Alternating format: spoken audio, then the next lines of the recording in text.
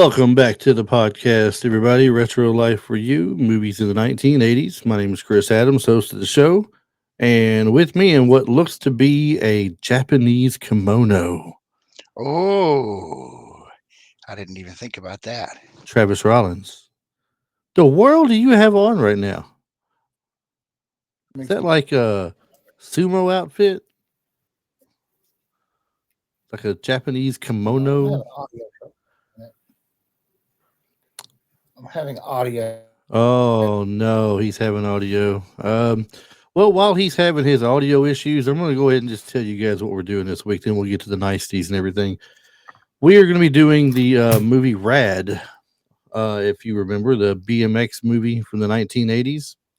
And to give you an idea of what Rad is about, Rad is a high octane, feel good sports drama that basically became a cult favorite for BMX enthusiasts and 80s movies fans alike. It's directed by Hal Needham, the guy that did Smokey and the Bandit.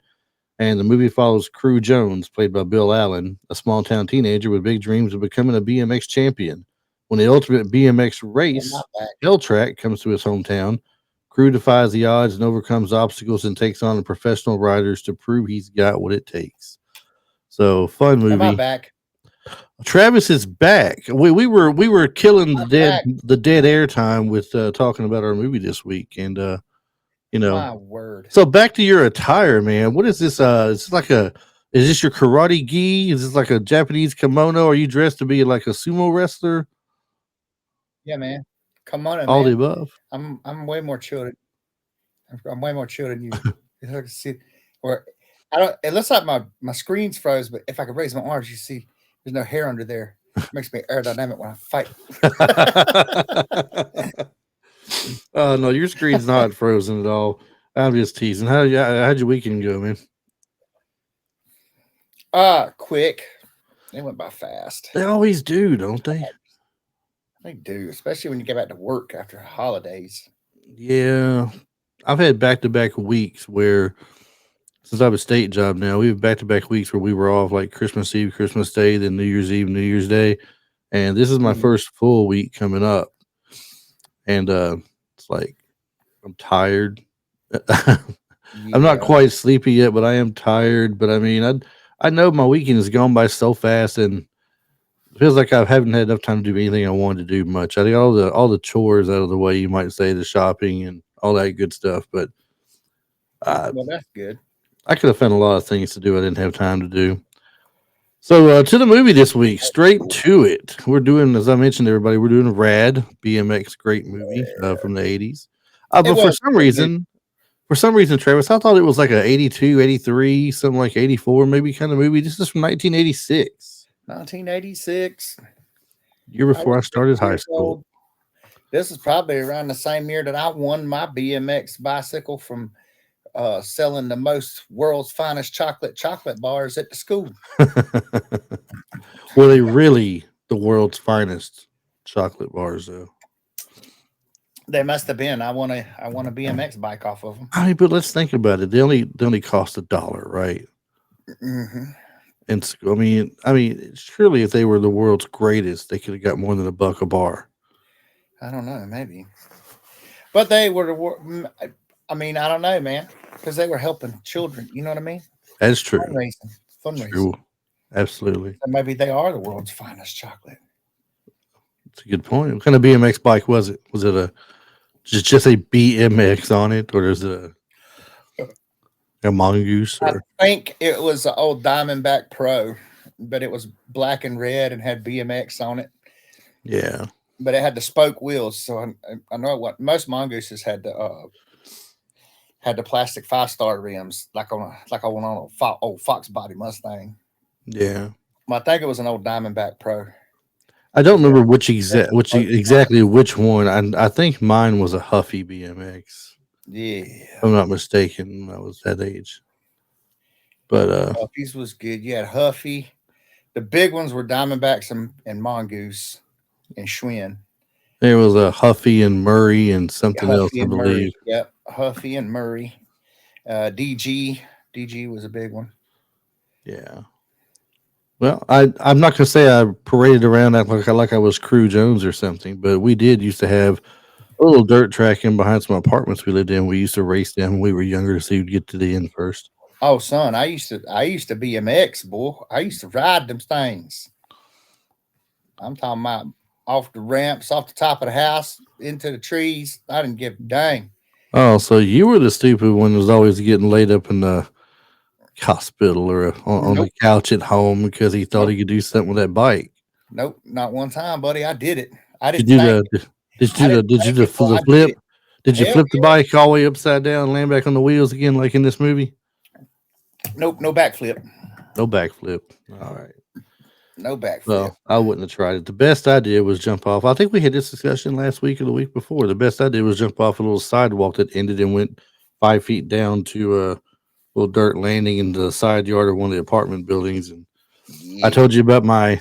I think you were on this one. I told you about my friend Dusty back in the day. He had a chopper bicycle, Mm-hmm. and he slid off the seat when he landed in Yeah. the bar. Oh my God! I said I wouldn't say that again. I do wild stuff on mine, man. Like I said, I did the ramps, the big walls. We built ramps. We jumped cars with them. I see how we had a big old 8-foot tall chain link fence at one of the neighbors' houses. Mhm. We'd always see how fast we could get to going because it wasn't a real tight chain link fence. Like I had some give to it. So you just go flying up on that thing and just see how fast you could go. It was like running into a net because it would catch you. It wasn't like a hard chain, like it was loose, so it was floppy. So Yeah. you run into it, and it was like running into a net almost. It didn't have all the jagged pieces on it that would cut you or nothing.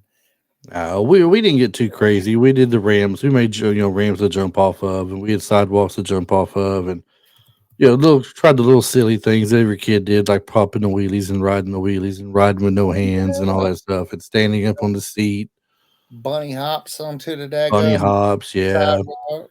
right. I mean, so we had our fun with them.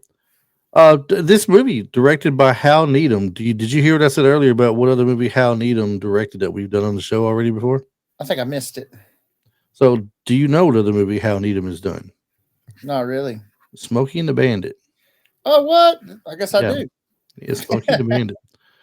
The movie itself stars Bart Connor, which was actually an Olympian, not a BMX rider. Funny enough. Lori Loughlin, Bill Allen. Bill Allen played Cru Jones. Lori Loughlin played the role of Christian, and Bart Connor was Bart. What was he? Bart something or other in the movie. Not Simpson before you say it. Not Bart Simpson, man. Eat my shorts, okay? Taylor.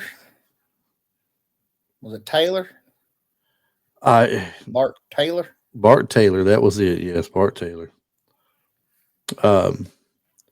Couple of recognizable faces in the movie. Talia Shire played the mom. Yeah, I thought I knew who she was.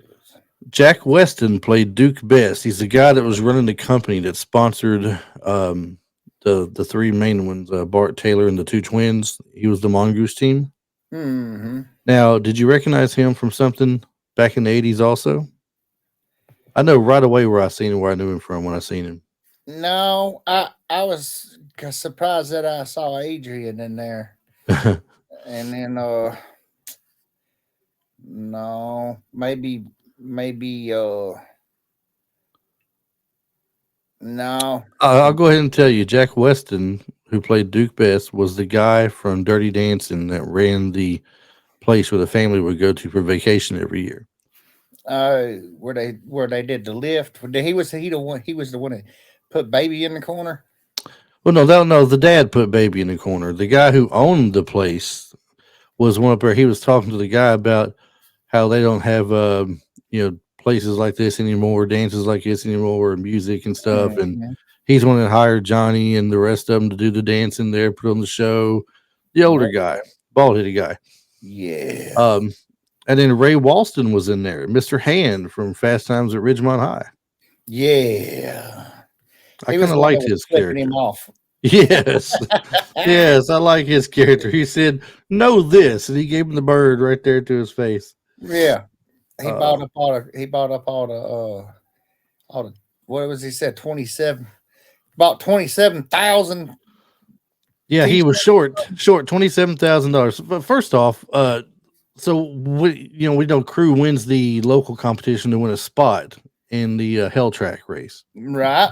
and the guy Duke Best, he sees how good Cru is, and he's afraid he's going to beat his guy out there, and he's going to lose this contract he's got with a major company to put this guy's face on like millions of products. He stands to lose a lot of Yeah. money, so he So, tries to buy him off, so, and he refuses. so Duke was owner of the Mongoose bicycle Yes, company, yes, and they was putting on Helltrack. Helltrack was like Red Bull before Red Bull. Helltrack was supposed to be like the most craziest BMX track ever.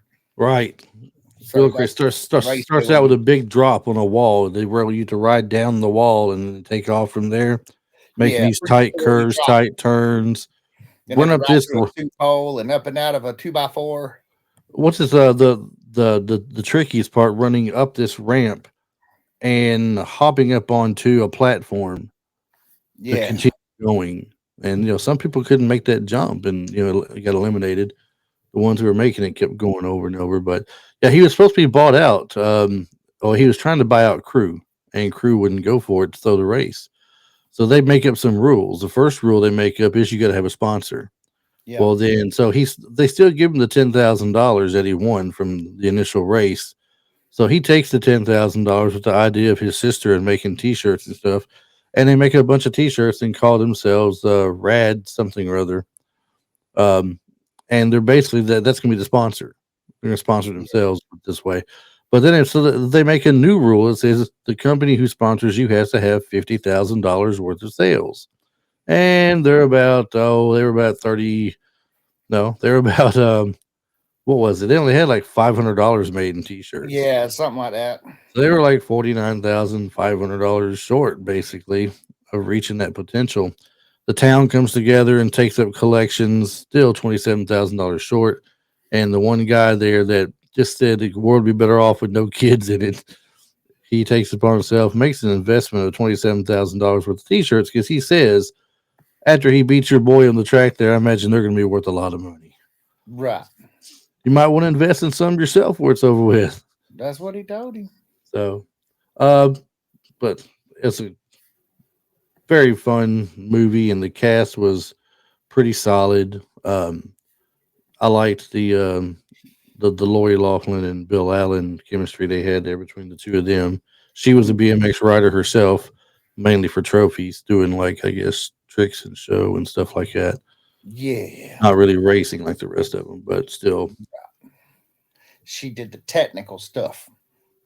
Like the riding around with no hands and doing the hopping on the back wheel and Yes. But I mean, I'm trying to think. I told you earlier I was trying to think if I had seen this as a kid. I told you a part of me thinks I've watched it, and part of me was not sure because some of it looks familiar, right. but not all of it. And I think the same goes for me. I think I saw it on TV here and there. I've always known about the movie, and I've just never went back and rewatched it. But I rewatched it today, and to me, it's every bit as good as it would have been if I'd watched it back then. It kind of stands that test of time a little bit. Yeah, I agree. Well, like I said, my Connor watched it with me. My 11-year-old, soon to be 12-year-old this month here in a few days actually, and he enjoyed it. So, What was your first impression with it today when you watched it?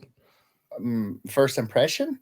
Yeah, I mean, like when you were watching, I mean, I'm like you said, you're not sure if you remember it either from watching it years ago. Right. Let's just go into the assumption today was just our first time watching it because we can't recall if we fully watched it or not. Oh, it took me back to my childhood, man. It took me back to wanting to be out there doing that, being in the magazines and you know what I mean, making the videos and stuff, being one of the pioneers of that art form. Like, we were coming up during that time, man. That's when skating and bicycling and was getting, that was the birth of it, truly. That was when it really started becoming something big. All the parents thought we were crazy, and people started getting famous on it, man. Tony Hawk was making a name for himself, and it was, yeah, dude. And he was skateboarding, I mean, but still, Yeah. making a name for himself in the sport. It's not something that's just your everyday thing for kids like baseball and football was, or Yeah. basketball and Well, stuff. that and rollerblading and skateboarding and BMX and kind of was all kind of hand in hand. So BMX was like, what bicycles made extreme? I think is what it was. What BMX was about, and that was the dirt tracking and doing the tricks, and it was kind of all of it rolled into one. We just called it BMX, and you had your BMX bikes, but I mean, you certainly didn't want to take a 10 speed and go out there and start trying to do No, BMX stuff with it. But at no, the same no. time, not every bike could perform and do the things that you did on a BMX. And then we started adding knobs to them where you could stand on the sides and stuff, and getting making trick bikes out of BMX bikes and stuff like that. So I mean, yeah, And man. just to go a step further, why we wouldn't take 10 speeds out in that area. I mean, for one thing, the wheels are completely different. 10 speeds Oh, got bigger wheels on them. They got bigger rims, but they're thinner. They're like thinner tires. yeah. As soon The as you 10 got speeds tires don't have no extra kind of tread on them versus the BMX ones had those little stud things on the wheels not only that, as or tires. I soon mean, as you run into a damn curb or something accidentally on a 10 speed, that rim was bent. right, 10 right. But speed on the BMX, though, going fast BMX it on took the a road. bit to bend that rim. Yeah, that was like the 10 speeds. A BMX was like in between a mountain bike and a kid's bike. It's like wasn't full on mountain bike, but it wasn't full on like street or kids bike. They had the hand brakes on them Hmm. most of the time. So, but they didn't have different speeds. They were one speed, but hand brakes and like mountain bike knobby tires. So, but yeah, man, Now, that was like I said, that during that time frame, especially me being between 5 and 10, all the way up to about 14, 15. I was always on my bicycle. yeah, and you could get the bikes that did not, necessarily work with brake, well, pedal brakes. What I'm trying to say. You could pedal backwards as well as pedal forward, but when you pedaled backwards, you really wasn't going anywhere, Right. technically. Yeah. See that was the other thing we considered to make it a true BMX. You couldn't, because most bikes you just push the pedal backwards and that was the brake. Right. So Now, you but wanted now they to had them, but they had them like that with the brakes on the pedals as well, though. Hand yeah, brakes and pedal brakes. You could have both, yeah. or you could just You have the wanted to be hand able brakes to and pedal be more. backwards. I don't think you would hit like you couldn't do much for freestyle though if you had pedal brakes. I don't think Right. Right. You had to be able to pedal backwards. so. But yeah, for me, the first impression of it, like you said, was it took me back to my childhood. One place in particular that I mentioned to you earlier when I lived in these set of apartments in McEwen, Tennessee, growing up, and we just up and down that little back pathway. I mean, it was all dirt. You had areas where rain and washed out some of the ground, so it's this open rut there, and you'd bunny hop over that. Hmm. Or we would set ramps up ahead of time where you could hit the ramp and jump over it. And then extra points when you hit the ramp in the air if you done some kind of a trick like turn the bike sideways or something a little and come back around with it. Yeah. So we had things everywhere from who got there first, and plus the points. You might have come in second, but you may have made enough points on being fancy with it coming down there where you moved ahead and took the lead in points, if anything. Yeah. And the points wasn't per race; it was just an overall thing at the end of the week, you Ah. know, that we would do for fun. So we had a blast on those things, and it definitely took me right back to that time and made me think of that. I always wanted though, and never got to. I always wanted to take a trip on a dirt track all the way around, like an actual track with the hills and the humps and stuff, and you're Mm. going through there, and that always looked like it would be really fun. I never got to do anything like We that. got a real cool one. I might have to go video it. We got a real cool one over here in Pickens, where at the JC Park, where they took him. They built.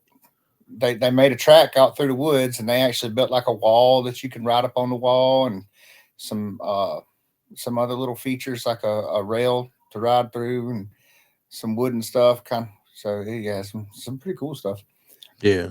Yeah, it actually we watched a bunch of Red Bull afterwards. We watched the Beast and a couple other BMX tracks that Red Bull was doing. Yeah, if you hadn't watched the Beast, boy, go watch the Beast. You think we were, boy, God Almighty.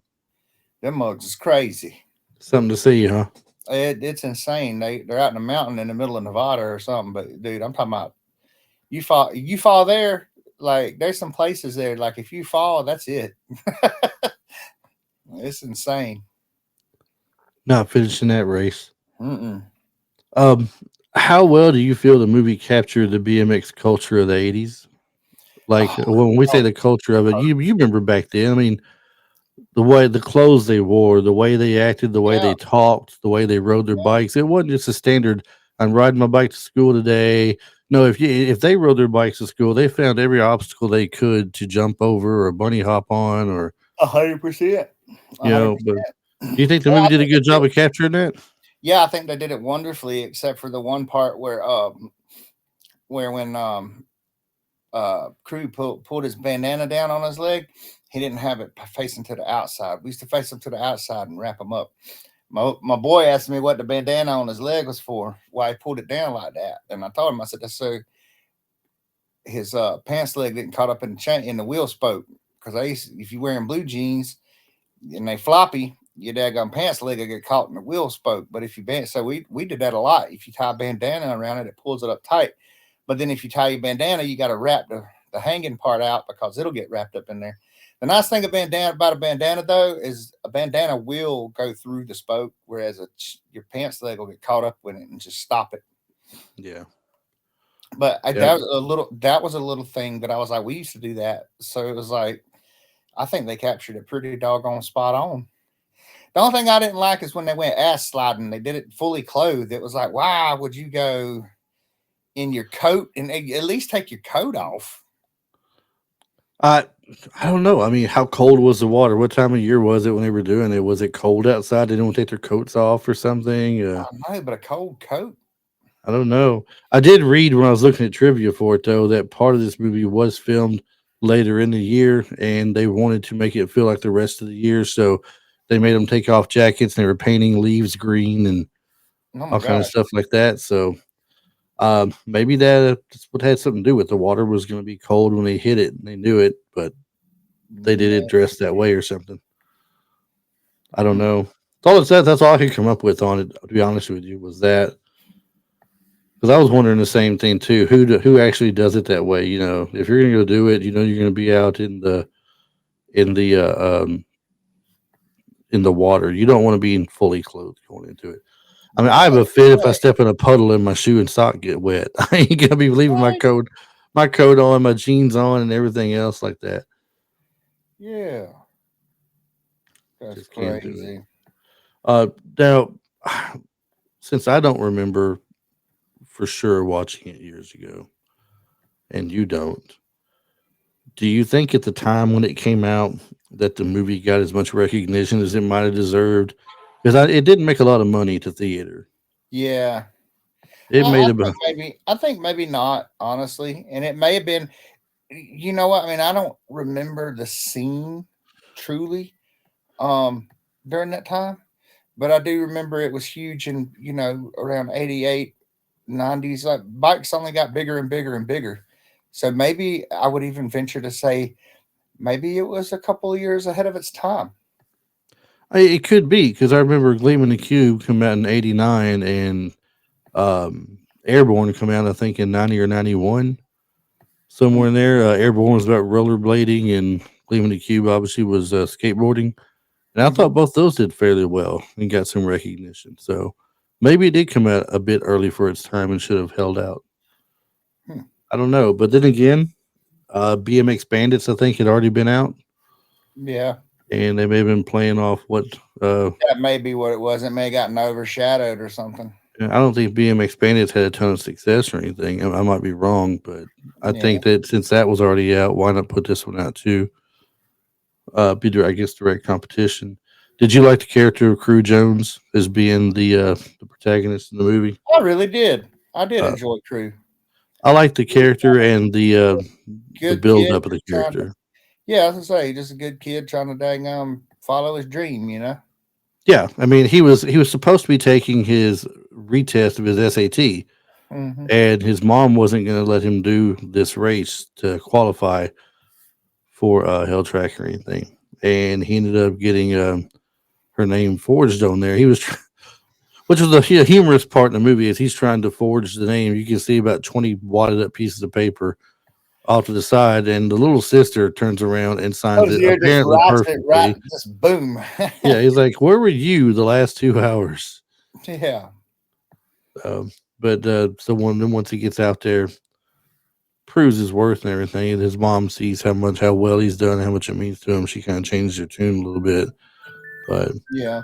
I I like the I fact too that even the bad guys weren't like your typical bad guys, like Bart and the twins. They weren't really, I mean, they weren't really being bullies or nothing. You know what I'm saying? They didn't have a whole lot of I think Bart shenanigans go on. no shenanigans, but I think Bart had a lot of arrogance to him. He did, but he was still cool. Like at the end of the movie, you know what I mean? We went up and shook his hand and whatnot.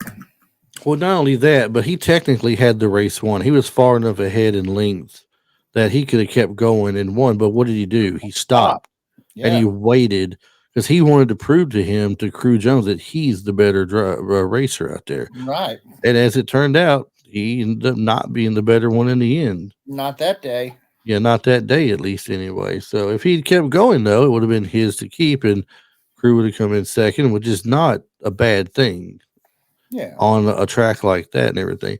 Hey, did you know I've shown you the replica tickets I have for the Karate Kids All Valley Karate Tournament that I ordered Yeah. online? Yeah. They get the same deal out there for Rad for the Helltrack. Oh, really? And they get this fold up newspaper bit where it shows the thing in the newspaper. Now that's the only real page of newspaper it is. The rest of it's just blank stuff. Yeah. But you can get the remake tickets and that newspaper thing there. I know that Timmy from back in the 1980s has got it. He was showing it to me, and that's where I got the idea to get the All Valley tournament for Karate Kid. That's pretty cool. And it actually is pretty cool looking and all. Um, so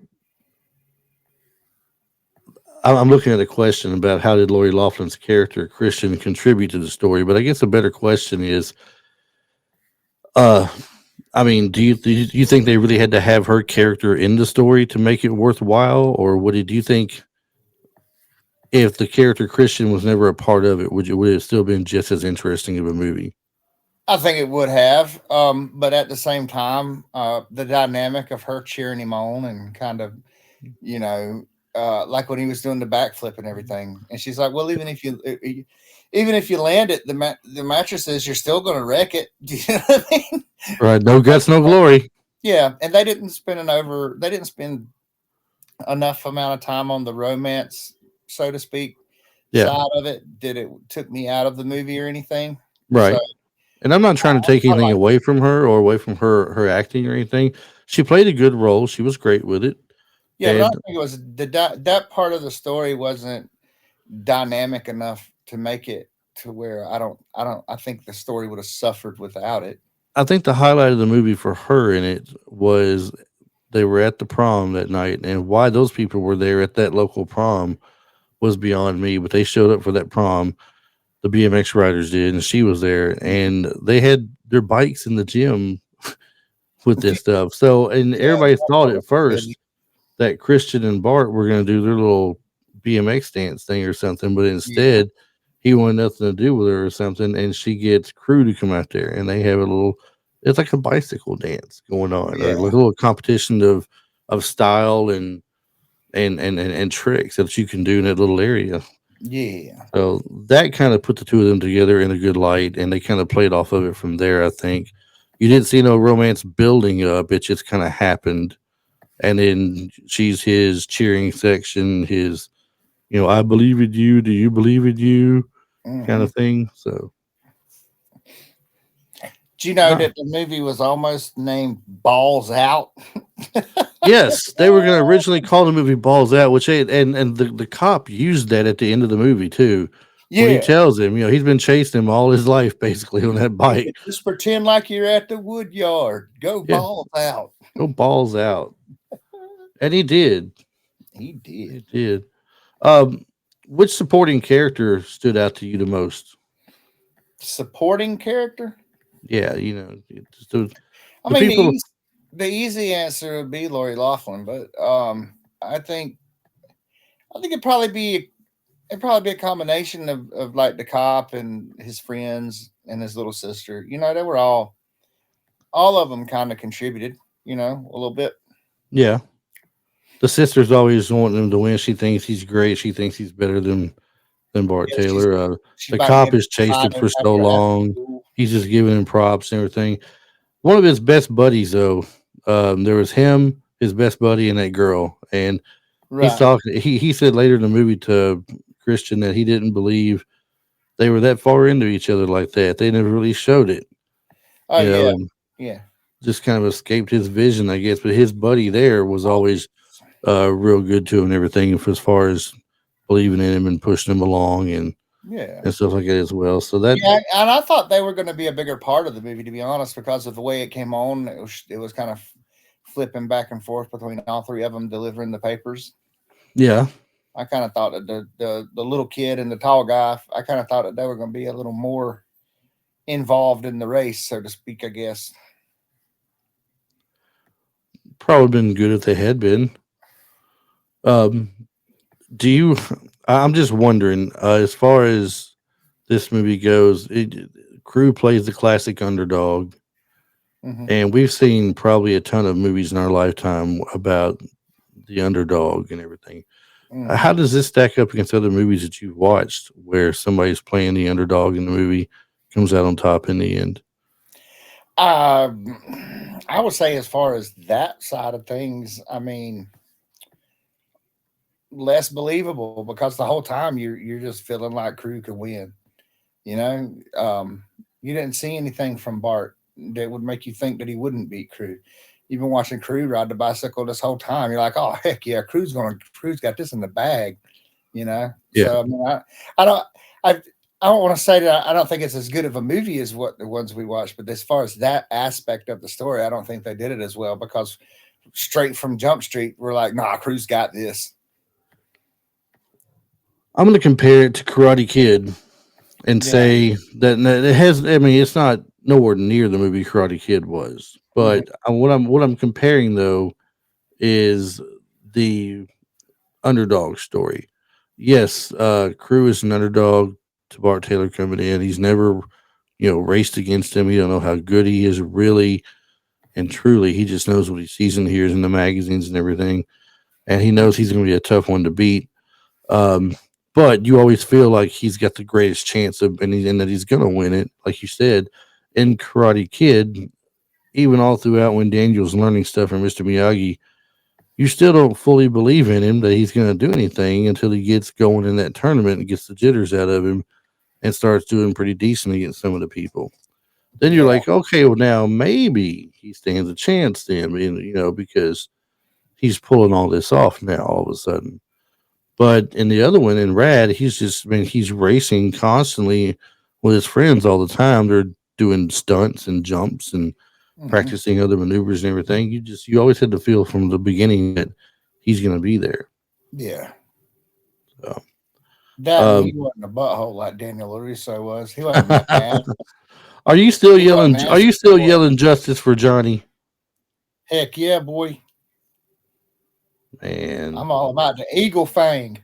I'm done with Cobra Kai. I want an Eagle Fang shirt now. Eagle Fang. I'm gonna get you an Eagle Fang. Eagle Uh, Fang. do you think there's a message? But Johnny, Eagles don't have fangs. Eagles don't have fangs. I remember. I was trying to remember what was said to him when it was brought up. That's so funny. Lord, what message do you think the movie delivers about chasing your dreams and defying expectations? Don't give up. Don't give up. Don't give Exactly. up. Don't Never stop. quit, Don't man. give up. Quit. The moment you quit putting the effort in, you may as well just go sit down. It's done. That's it. That's And it. that's a good message. I was gonna say that I thought the movie had a good message behind it.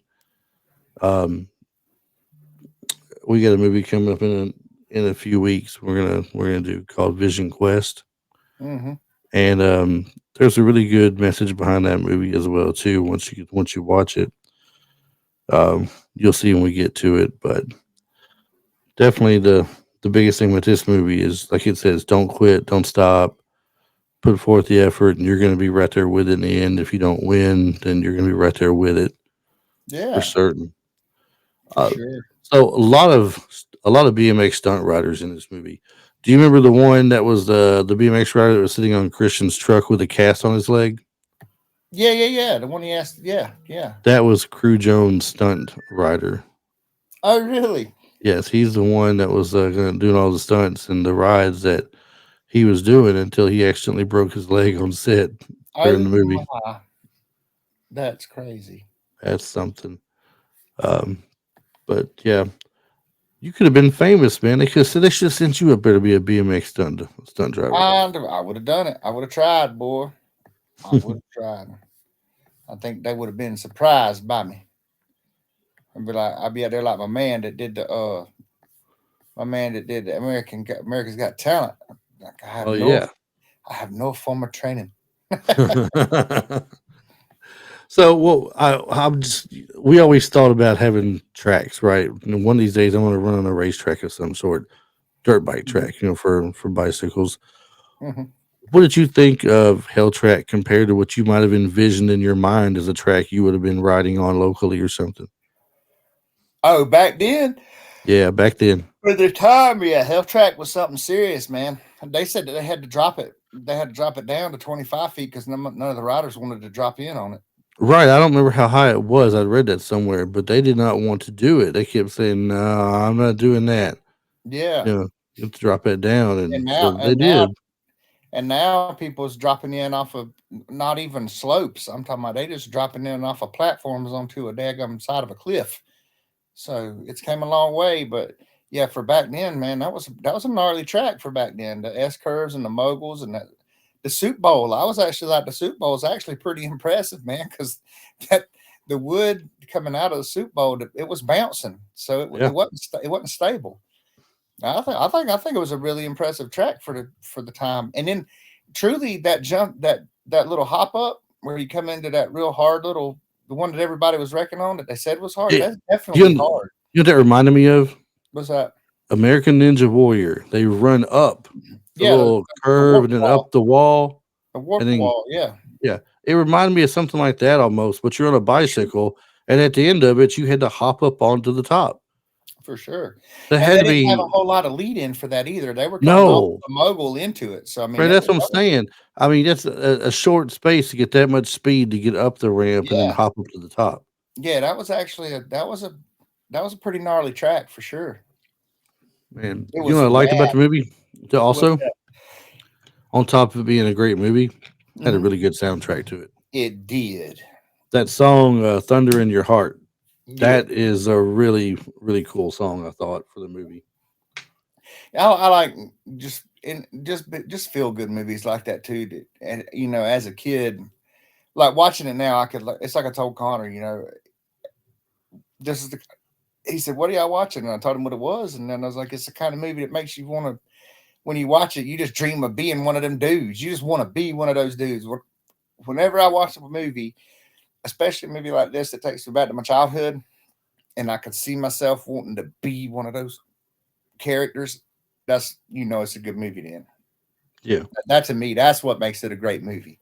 Now, If it made me want to be part of it in some capacity, if I wanted to be in that movie some capacity, whether it be like I wanted to be a character or be like them, or I wish I had done that, or working on the movie or something like that, you know what I mean? Then right. I know it's a great movie. Absolutely. You seen Thrashing, right? I thought we had this Yeah, discussion. I think we talked about that one. Yeah. Yeah, because that's when you said you wanted to do something that had somebody in it. I think it was James Brolin, possibly, or someone like that. Yeah. And we were looking for it, and we found Thrashing. But so Yeah, I and I think watched it not long ago because I thought we were doing a podcast on it. yeah, we were going to. We got Watched it put off last week, because of or I watched it early or something. I forgot well, what it was. you watched it at one point. You brought it up to me, but we got put off because of Halloween, and then we had to have Christmas come up in December of Christmas Yeah, movies. that's But and so we said we'd put it off to the first of the next year when we're doing these kind of flicks. But compared to Gleaming the Cube and Thrashing, where does Rad play into that? The other three movies, how does it compare to the other two? How would you rank those three, you think? Gleam in the Cube. I don't think I've watched yet. I thought you'd seen that one. Christian Slater? Yeah, I haven't watched it yet. I'm sorry, I thought you had. But I think I would put it right up there with them. I mean, I think this is every bit as okay. So it may not have garnered. If I was to put myself in my own shoes as a 6 or 7 year old watching the movies, it may not have had the allure that BMX Bandits had for whatever reason. BMX Bandits garnished that. I would put it right up there with that. I mean, it belongs in that category, in that echelon of those films. I think for sure. I think if I'm ranking those, holds its own.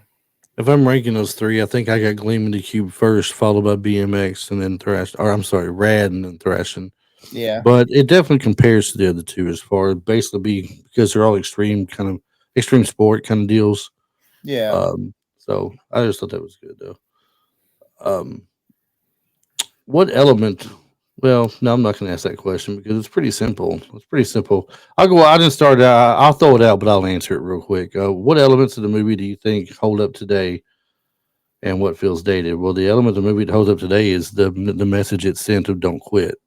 Keep going, fight through it, do all these things. Believe in yourself and everything. It's still a good message today, and that's a good thing. And what feels dated on it? I mean, I definitely you can tell some things are dated when you watch it. The attire they wear is dated in that time frame. The way the bikes look and are set up and everything, they don't make them like that anymore, really. Yeah. So I mean, it's definitely easy enough to answer on something like that. But overall, I'm gonna give this movie right now. Then I'm gonna give it a solid B. I enjoyed it watching it, whether it's me watching it a second time or watching it for the first time. I can't remember, but I'm gonna give it a B all around anyway because I really did like it. But I think there's a few parts in it they kind of drug along for me that I thought could have gone a little bit better as well. Yeah. Well, I don't know about all the. I don't know about the letter scoring system because I would think a B movie. When I think of B movies, I think of movies like this. Well, let's give it a 1 out of comparison. 10. Then we'll give it a 1 out of 10. If I'm going to 1 out of 10, I'm going to give it a solid 7. I think I like that. maybe a 7.5. That works. That works. Yeah, for what it is. For what it is, I'll agree with that. I can agree with that. I'm All one right. of them weirdos. I'm being so indecisive because I'm one of them weirdos. I need more criteria. I'll be like, well, if I in my brain right now, it's going, well, I mean, as far as the kind of movies go in the 80s, am I judging on should you go watch it right now? So I got a lot of criteria that goes through my head when I make lists. I mean, I Or think when I I would tell grade people things. right now before this Okay. show is over, if you want to see a pretty entertaining movie, when you're done listening to this podcast, Mm-hmm. go look up Rad and watch it. I watched it on YouTube. Rad's a slick movie, man. I like it. So It's a feel good movie too. That's what I think I like most about it it. does have a feel good bit to it as well, like a lot of those movies did at the time. So It's I think fun to you'll watch. enjoy that. I think you'll enjoy some of the cast that's in it and the roles that they play. Mm-hmm. So, well, pretty much everything we got on this movie. Is there anything you want to add to it before we get ready to start wrapping up? No, I don't think so. Like I said, I think we said everything about it. Really, this is a good old feel good movie, man. Take you back to being a kid again, and it's not very long. The story moves along quick. It's fun to watch. And after you're done, you may end up looking up some BMX or Red Bull races on YouTube and watch them for a couple hours. But look at these crazy fools.